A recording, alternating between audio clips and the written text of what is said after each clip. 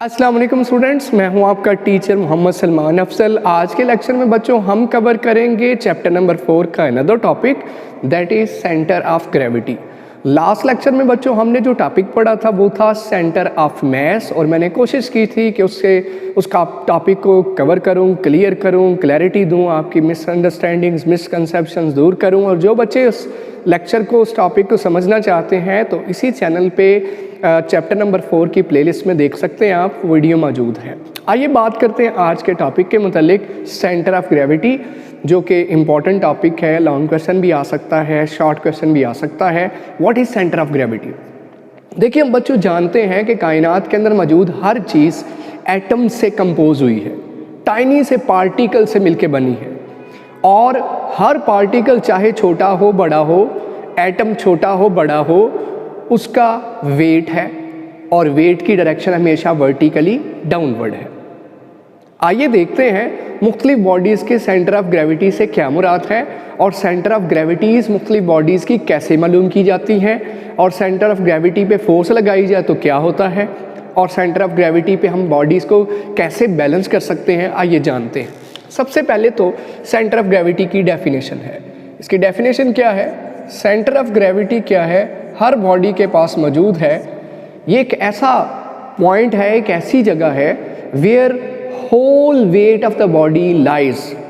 ये एक ऐसी जगह है बॉडी की जहाँ बॉडी का सारा वज़न, सारा वेट लाई करता है, मौजूद होता है सारा वज़न। और किस तरफ एक्ट कर रहा होता है? Vertically downward. It is a point on a body where whole weight of the body acts vertically downward.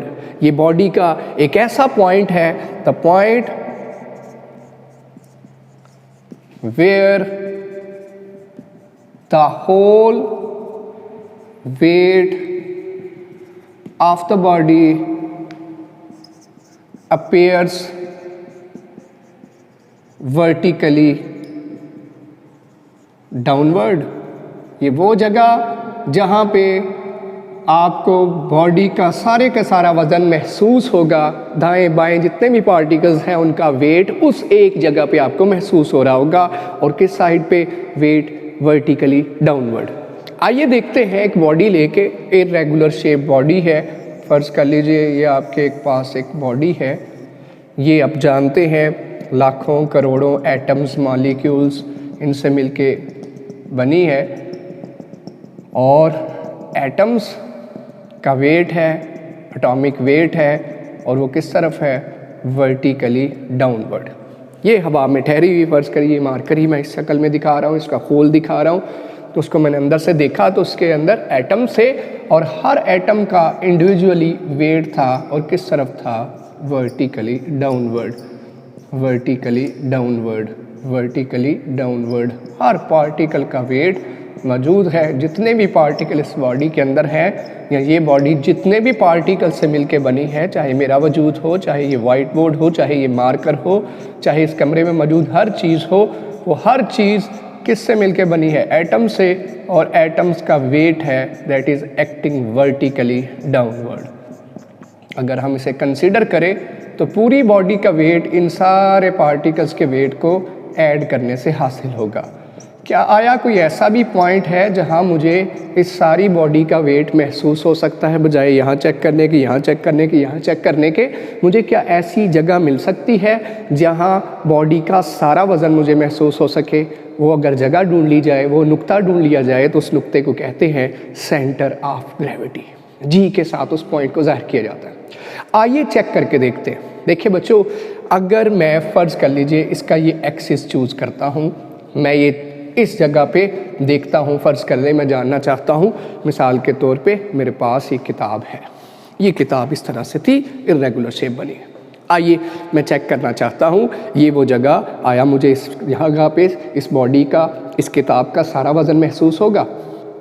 हरगिज़ नहीं। गौर करिएगा, मेरी इस उंगली के नीचे इस साइड का थोड़ा सा हिस्सा आ रहा है, और ये साइड इस तरफ ज़्यादा है, इस तरफ थोड़ी है। गौर कर सकते हैं आप, आपके सामने है। इसका मतलब इस साइड से अगर मैं इसे बैलेंस करना चाहूँगा तो इस साइड पे नंबर ऑफ़ पार्टिकल्स क्या आएंगे?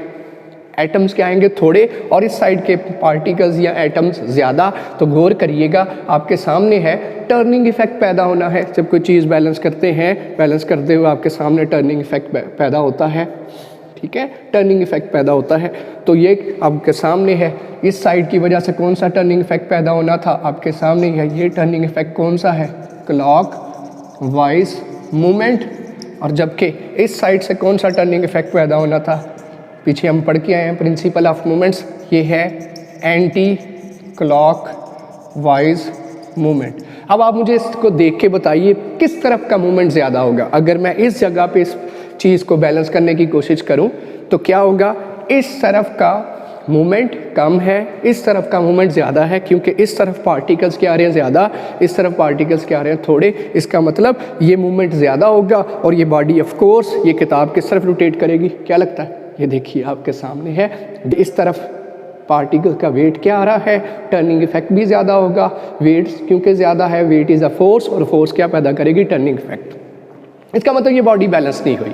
इसका मतलब ये वो जगह नहीं है जहां मुझे सारी बॉडी का वजन महसूस हो, क्योंकि बॉडी बैलेंस ही नहीं हुई। देखिए, the point where the whole weight of the body appears vertically downward, और इस पॉइंट पे बॉडी बैलेंस होती है। ये आपके सामने, अगर मैं वो जगह ढूंढना चाहूँ तो वो जगह मुझे इस तरह मिलेगी। लेकिन उससे पहले और पॉइंट भी चेक कर लेते हैं। अगर जानिए, इस जगह को छोड़िए, आइए यहाँ पे इस तरफ आ जाइए। अगर मैं इस साइड को चूज कर लेता हूँ, सेंटर ऑफ ग्रेविटी से हट के कोई भी नुक्ता चूज करेंगे तो बॉडी के अंदर बॉडी बैलेंस नहीं हो पाएगी, बॉडी बैलेंस नहीं होगी। सेंटर ऑफ ग्रेविटी वो जगह है जहां बॉडी बैलेंस होती है, बैलेंस होती है। उसका क्लॉकवाइज मूवमेंट और एंटी क्लॉकवाइज मूवमेंट बराबर हो जाते हैं। इसके सामने है, ये यहाँ पे एंटी क्लॉकवाइज मूवमेंट ज़्यादा था तो बॉडी इस तरफ रोटेट करना शुरू कर देगी। इस तरफ, अगर मैं इस तरफ को चूज करूँ, यहाँ इस साइड पे नंबर ऑफ पार्टिकल ज़्यादा आ जाएंगे तो क्या होगा? इस तरफ का मूवमेंट ज़्यादा हो जाएगा। इस तरफ के मूवमेंट से इसका मतलब क्लॉकवाइज मूवमेंट और एंटी क्लॉकवाइज मूवमेंट बराबर नहीं रहे। जब क्लॉकवाइज मूवमेंट और एंटी क्लॉकवाइज मूवमेंट बराबर नहीं रहे तो क्या नतीजा निकलेगा? आपके सामने क्लॉकवाइज मूवमेंट ज़्यादा है तो ये बॉडी इस तरह रोटेट करना शुरू कर देगी। तो ये पॉइंट, तो फिर ये जगह तो इसका सेंटर ऑफ ग्रेविटी ना हुआ। सेंटर ऑफ ग्रेविटी इसका मतलब इसका कहीं इस जगह पे है। आइए देख लेते हैं, किताब आपके सामने है, किताब की मिसाल ले ले। आप देखिए, किताब एक रेक्टेंगुलर शक्ल है। अब मैंने जगह ढूंढी, नहीं बैलेंस हो रहा, नहीं बैलेंस हो रहा, नहीं बैलेंस हो रहा। मैं वो पॉइंट पे पहुंच गया जहां पे मैंने क्या किया, उस पॉइंट पे मैंने जब फोर्स लगाई तो टर्निंग इफेक्ट ना क्लॉकवाइज था ना एंटी क्लॉकवाइज था, बॉडी बैलेंस हो गई। इस नुक्ते का नाम, किताब के इस जगह का नाम जहाँ पे ये बॉडी एक्चुअली बैलेंस हो गई है, ना क्लॉकवाइज मूवमेंट पैदा हो रहा है ना एंटी क्लॉकवाइज मूवमेंट, इक्वल है, कैंसिल आउट कर रहे हैं, रिजल्ट ज़ीरो है, इस जगह का नाम है सेंटर ऑफ ग्रेविटी। और मुझे इस पूरी किताब का, सारे पार्टिकल्स का, जो इस किताब जिससे किताब मिलके बनी है, उन सब का वेट यहाँ महसूस होगा। जितना एक्चुअल इन पार्टिकल का वेट है वो सारा वेट मुझे यहाँ महसूस होगा। इसी तरह से सेंटर ऑफ ग्रेविटी, आपके पास ये सेल फोन है, सेल फोन का सेंटर ऑफ ग्रेविटी निकाल सकते हैं। जिस जगह पे ये बैलेंस हो गया वो जगह इसकी सेंटर ऑफ ग्रेविटी है। वर्टिकली एक्टिंग डाउनवर्ड वेट जो है उस जगह पे मुझे मिलेगा इसका, सही है। ये सेंटर ऑफ ग्रेविटी का कॉन्सेप्ट है। तो मुख्तलिफ शेप्स के लिए हम centre of gravity find out कर सकते हैं। आइए देखते हैं मुख्तलिफ इर्रेगुलर शेप, ज्योमेट्रिकल शेप्स जो हैं, मुख्तलिफ इर्रेगुलर शेप तो बाद में डिस्कस करेंगे। कुछ ज्योमेट्रिकल शेप जो हम रूटीन के अंदर देखते हैं उनके सेंटर ऑफ ग्रेविटीज़ कहाँ पे होते हैं। एक चीज़ तो क्लियर हुई, जहाँ पे क्लॉकवाइज मूवमेंट और एंटी क्लॉकवाइज मूवमेंट, जिस पॉइंट को ढूंढने पे वहाँ पे ना क्लॉकवाइज मूवमेंट पैदा हो ना एंटी क्लॉकवाइज मूवमेंट पैदा हो, दोनों बराबर हो जाए, उस नुक्ते का नाम है सेंटर ऑफ ग्रेविटी। और वहाँ पे क्या होगा, वहाँ में हमें पूरी बॉडी का वेट महसूस होगा। कि फुटबॉल को हम बैलेंस करते हैं, फुटबॉल को अक्सर तो बच्चे बैलेंस करते हैं। यहाँ पे वो जगह जहाँ पे फुटबॉल बैलेंस होगा, एक्सिस ऑफ रोटेशन के ऊपर पॉइंट है, वहाँ ना दाएं गिर रहा है ना बाएं गिर रहा है। इस तरह से आपने देखा होगा एक्रोबैट वो डंडा सा पकड़ के रस्सी के ऊपर बैलेंस कर रहे होते हैं, वो सेंटर ऑफ ग्रेविटी ढूंढ लेते हैं जिससे वो बैलेंस होकर चल रहे होते हैं। इसका मतलब सेंटर ऑफ ग्रेविटी पे बॉडीज बैलेंस हो जाती हैं, ना दाएँ गिरती हैं ना बाएँ गिरती हैं, बैलेंस हुई हुई होती है। इज इट क्लियर बच्चों? आइए कुछ ज्योमेट्रिकल शेप्स की क्या देखते हैं, सेंटर ऑफ ग्रेविटीज देखते हैं। मिसाल के तौर पे अगर आपके पास एक स्केयर है, एक स्केयर है, स्केयर एक ऐसी शक्ल होती है जिसकी चारों साइड्स बराबर होती है। और इसी तरह से स्केयर और रेक्टेंगल के लिए ये असूल सेम है। क्या असूल है? इनके सेंटर ऑफ ग्रेविटीज ढूंढने हैं तो क्या करना है आपने, ये लाइंस खींचनी है, इनके इंटरसेक्शन से ये जो लाइंस खींचेंगे आप,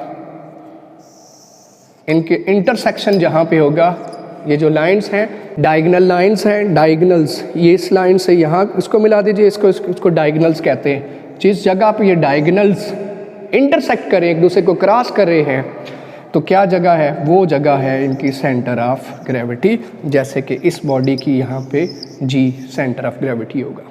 रेक्टेंगल के लिए जैसा कि डस्टर था, और स्क्वायर के लिए सेंटर ऑफ ग्रेविटी मालूम करने का एक ही तरीका है। इस तरह से अगर आपके पास डिस्क हो, स्फीयर हो, सॉलिड डिस्क हो, हॉलो डिस्क हो, कंप्लीटली फिल्ड डिस्क हो, फुटबॉल हो, उसका सेंटर ऑफ ग्रेविटी मालूम करना है तो वो कुछ इस तरह से है। उसका जो सेंटर होगा, सर्कल का, स्फीयर का, 3 डायमेंशन शेप का, डिस्क का जो सेंटर होगा, वही उसका क्या होगा, सेंटर ऑफ ग्रेविटी। उसी जगह पे वो बैलेंस होगा, वहीं आपको उसका सारा वेट महसूस होगा। इसी तरह अगर हम बात करें, ये आपके पास ट्रायंगल हो गई। ट्रायंगल, अगर ट्रायंगल का सेंटर ऑफ ग्रेविटी मालूम करना है तो क्या करिए, इनके जो मिड्स हैं, ये जो है इनको मीडियन, इन्हें मीडियंस कहा जाता है। यहाँ से इस जगह, यहाँ से इस जगह, हर साइड का जो मीडियन है, वो जिस जगह पे एक दूसरे को ओवरलैप करेंगे, एक दूसरे को इंटरसेक्ट करेंगे, वो जगह क्या कहलाएगी, उस जगह का नाम है centre of gravity of that triangle. ये ट्रायंगल का आपके पास आ जाएगा सेंटर ऑफ ग्रेविटी। इस तरह से एक रॉड का सेंटर ऑफ ग्रेविटी मालूम करना हो, रॉड आपके सामने कल मैं दिखाया था सेंटर ऑफ मास में, या ये एक रॉड है, इसका सेंटर ऑफ ग्रेविटी इसका मिड होगा, ये इसका मिड पॉइंट, यहाँ पे आपको इसका वेट मिलने वाला है एक्चुअल, ये है इसका सेंटर ऑफ ग्रेविटी। और लास्ट पे अगर आपके पास एक सिलेंडर हो, सिलेंड्रिकल शेप हो, अगर उसका आपने सेंटर ऑफ ग्रेविटी मालूम करना हो तो वो कैसे पता चलेगा, वो है उसके एक्सिस का मिड। एक्सिस का मिड, जी बच्चों, ये है इसका एक्सिस, सिलेंडर का एक्सिस, जो एक्सिस का मिड है वो इसका सेंटर ऑफ ग्रेविटी है। तो ये कुछ ज्योमेट्रिकल शेप्स हैं जो रूटीन के अंदर हम देखते हैं। आपके सामने है सर्कुलर डिस्क है, आपके पास सॉलिड स्फीयर है, उसका सेंटर ऑफ ग्रेविटी वही है जो उनका सेंटर है। इस तरह से स्क्वायर है, रेक्टेंगल है, एक आपके पास रॉड है, ठीक है, बार है, एक ट्रायंगल है, एक आपके पास क्या जी सिलेंडर है। इन सब के सेंटर ऑफ ग्रेविटीज हम फाइंड आउट कर सकते हैं। और क्या है centre of gravity, the point where the whole weight of the body appears vertically downward, और वहाँ पे बॉडी आपको बैलेंस दिखेगी, आपको उस बॉडी का सारा वजन महसूस होने वाला है। उस नुक्ते को बॉडी का क्या कहते हैं, सेंटर ऑफ ग्रेविटी। और आपने इसकी प्रैक्टिस देखी होगी, मुख्तलिफ एक्रोबैट्स मुख्तलिफ करते हैं, इस तरह के शो करते हैं और वहाँ पे आपको दिखा रहे होते हैं ऐसी चीज़ें अनयूजुअल जो हम रूटीन के अंदर नहीं देखते, और एक रस्सी के ऊपर और एक बड़ी बेहतियाती से बिल्कुल चल रहे होते हैं आपके सामने, रस्सी के ऊपर बड़े आपने देखा होगा एतमाद के साथ एक छड़ी सी पकड़ी और ख़ुद को बैलेंस करते हुए। इसका चाइनीज़ ये करते हैं मुख्तलिफ, आपने देखा होगा। ये बच्चों क्या है, बैलेंस करना अपनी बॉडी को, और क्या ढूंढ के ये सारा कुछ होता है, बॉडीज़ का सेंटर ऑफ ग्रेविटी। ठीक है, इसी तरह से हम बॉडीज़ के सेंटर ऑफ ग्रेविटी लो रखते हैं, गाड़ियों के सेंटर ऑफ ग्रेविटी होते हैं, बड़ी गाड़ियों के सेंटर ऑफ ग्रेविटीज़ होते हैं। जितना सेंटर ऑफ ग्रेविटी लो होगा, ज़मीन के करीब होगा, उतनी वो गाड़ी सेफ होगी, उतने उसके उलटने के चांसेस भी कम होंगे। ये था आज का हमारा लेक्चर। इंशाल्लाह नेक्स्ट हाजिर होंगे अगली वीडियो के साथ। जुड़े रहिए इस चैनल के साथ। Don't forget to like, share and subscribe this channel. मुझे इजाज़त दीजिए इसी के साथ, अल्लाह हाफिज़।